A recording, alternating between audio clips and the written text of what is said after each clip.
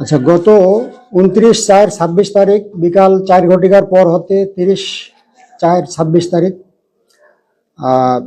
সকাল 6 ঘটিকার পূর্বে যে কোনো সময় অজ্ঞাতনামা আসামি কর্তৃক কেতকিবাড়ি উচ্চ বিদ্যালয়ের ডিজিটাল ল্যাবের দরজার তালা ভেঙে একটা চুরির ঘটনা ঘটে।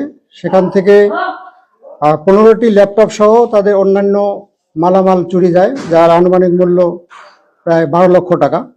হ্যাঁ, উক্ত সংবাদের পর থেকেই হাতীবান্ধা থানা পুলিশ ওই ঘটনাস্থলের আশপাশে ব্যাপক অভিযান করে এবং আসামিদের শনাক্ত ও গ্রেপ্তারের জন্য তৎপরতা চালায়। পরবর্তীতে আমরা এই ঘটনায় ওই স্কুলের প্রধান শিক্ষক মোহাম্মদ মিজানুর রহমান বাদী হয়ে থানায় এজাহার দায়ের করলে হাতীবান্ধা থানার মামলা নম্বর 1 তারিখ হচ্ছে 1/5/26 তারিখ মামলা রুজু করা হয়। এই মামলা রুজুর পর আমরা ঘটনার সহিত জড়িত তদন্তে প্রাপ্ত আসামি মোহাম্মদ শাহ আলমকে গ্রেপ্তার করি।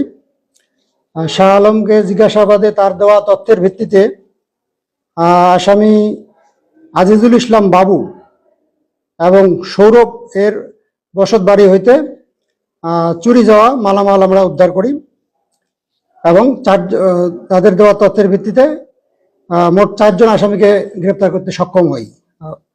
চোরাই উদ্ধার মালামালের মধ্যে আছে 15টি ওয়ালটন ল্যাপটপ,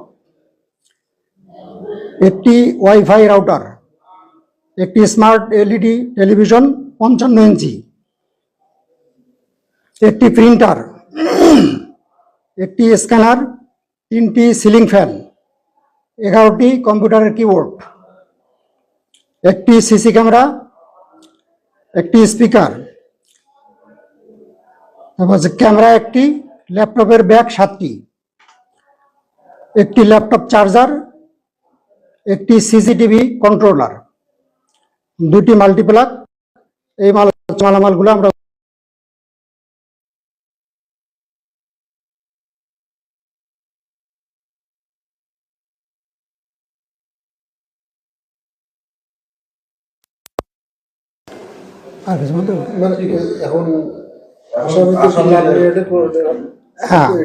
গ্রেপ্তারকৃত আসামিদেরকে আমরা বিজ্ঞ আদালতে সোপর্দ করার প্রক্রিয়াধীন আছে আর কি। নতুন কোন তথ্য আছে কিনা, এরা চুরি করেছে কিনা বা দলটি?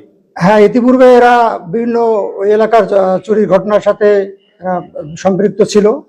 এই ব্যাপারে আমরা তাদেরকে জিজ্ঞাসাবাদে কিছু তথ্য পাইছি। এই ব্যাপারে যদি আমরা অন্য কোনো অভিযোগ পেয়ে থাকি তাহলে তাদের বিরুদ্ধে আইনগত ব্যবস্থা গ্রহণ করা হবে।